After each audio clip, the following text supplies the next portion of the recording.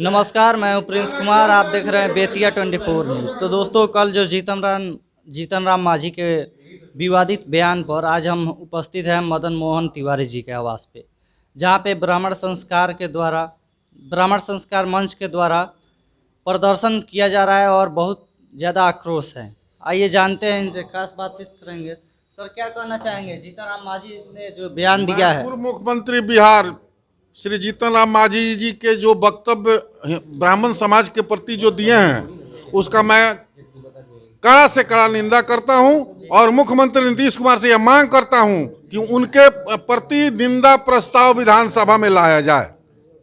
और जीतन राम मांझी जो ब्राह्मण को घर दम गाली देते हैं या और भी बातें होती है, ब्राह्मण समुदाय को लेकर बहुत सारा बात होता है, उस पर क्या कहना चाहेंगे? देखिए, अब ब्राह्मण समुदाय की जहां तक बात लाए, यूनिटी मतलब एकता एक ताकत है जो ब्राह्मण समाज में 1990 के पहले था। उसके बाद ब्राह्मण समाज बिखरते गया, बिखरते बिखरते आज ये परिस्थिति आई कि कल रघुवर दास जी बोले, आज जीतन राम जी बोले, कल कोई और बोलेगा, परसों कोई और बोलेगा। तो हर समाज को अगर किसी के बात को जवाब देना है तो एकता करना पड़ेगा। अगर एकता नहीं होगा तो निश्चित रूप से हम लोग, आज रघुवर दास बोले, आज जीतन राम मांझी जी बोले, कल कोई बोलेगा, परसों कोई बोलेगा, निश्चित बोलता रहे। इसलिए हम कहेंगे कि आपके माध्यम से जितने परशुराम वंशज हैं उनका सिद्धांत एक होना चाहिए, पार्टी कोई मतलब नहीं है। अगर हमारा कोई है तो हम उस वंश के तरफ जाएंगे। तो निश्चित जब 10% 12% हम वोट करेंगे तो 20% वाला हमारे तरफ ताक रहा है, तो हम 32-33% हो जाएंगे। जब 33% वोट के मालिक आप बन जाएंगे ना अकेले, तो आपको जीतन है। कोई हिंदुस्तान का नेता नहीं जो ब्राह्मण के अगेंस्ट में बोल सके।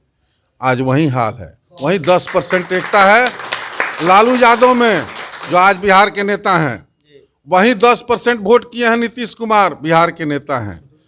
7% वोट किया है रामविलास पासवान का बेटा, बिहार का नेता है। लेकिन आज ये समाज इतना बिखरा हुआ है कि इस जाति का कोई नेता नहीं है। इसलिए सब कोई अपने ईगो को समाप्त करें, अपने हृदय में किसी के प्रति कटुता है उसको हटाएं और निश्चित रूप से एकत्र होने का काम करें। एकत्र होंगे तो निश्चित रूप से 2-3 समाज का लोग हम लोगों की तरफ ताक रहा है, देख रहा है कि ब्राह्मण एक हो तो हम उनके साथ चले जाएं। चूंकि बिहार और भारत शांति प्रिय देश है, शांति प्रिय राज्य है और ब्राह्मण से शांत कोई जात हो ही नहीं सकता है धरती पर। इसलिए 30% लोग ताक रहे हैं ब्राह्मण की तरफ। जब ब्राह्मण एकत्र होगा तो हम उसके साथ चले जाएंगे। लेकिन ब्राह्मण में इतनी टूट है, इतनी फूट है कि देख करके वो जाना नहीं चाहता है।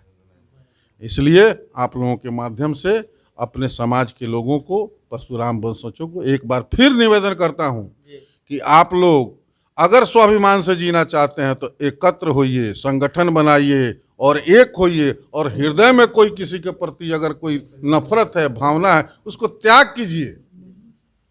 सरकार से क्या कहना चाहेंगे? हम चाहेंगे कि निंदा प्रस्ताव विधानसभा में लाया जाए जीतन राम मांझी के विरोध में। सरकार कार्रवाई करे, निश्चित करे। किसी जाति को गाली देने के लिए नेता थोड़े बने हैं।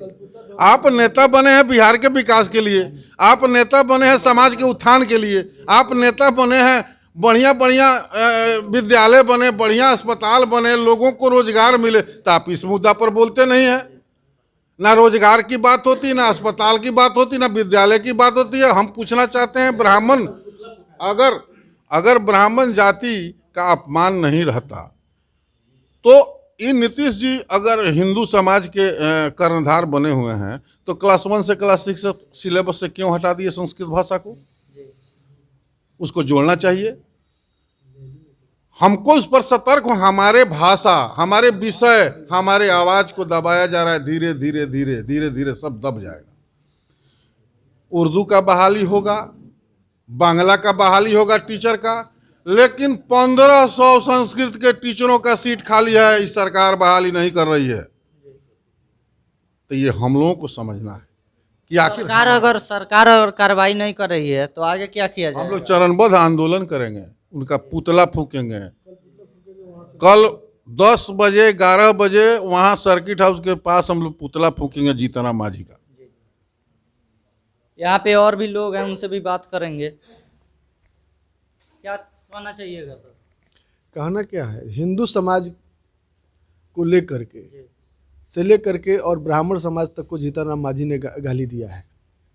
लेकिन जीतन राम मांझी को यह समझ में नहीं है कि ब्राह्मणों ने जिस प्रकार हिंदू समाज को एकत्रित करने का कार्य किया है, जन्म से लेकर के मृत्यु तक हर एक जगह पे नार, जब बच्चा जन्म लेता है, नार काटने से लेकर के मुड़न होता है, जनेऊ होता है, शादी विवाह होता है, यहाँ तक कि मृत्यु के समय में भी चमार, डोम, बढ़ई, लोहार, हजाम सबकी उपयोगिता इस हिंदू सनातन धर्म में ब्राह्मणों ने बनाया है और उसको एकत्रित किया है, जिसको छिन्न भिन्न करने का प्रयास जीतन राम मांझी के द्वारा किया गया है।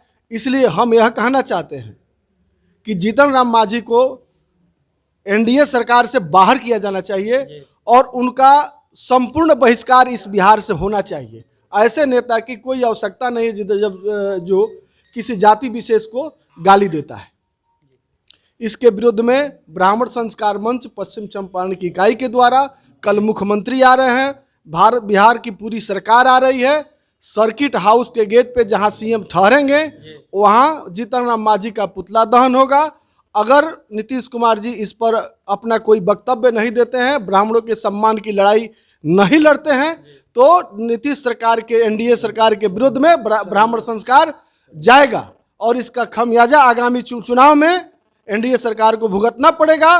मैं भारतीय जनता पार्टी के कार्यकर्ता की हैसियत से कहता हूं कि ब्राह्मणों के सम्मान में भाजपा के सभी ब्राह्मण नेता है मैदान में। बस इतना ही कहना चाहते हैं।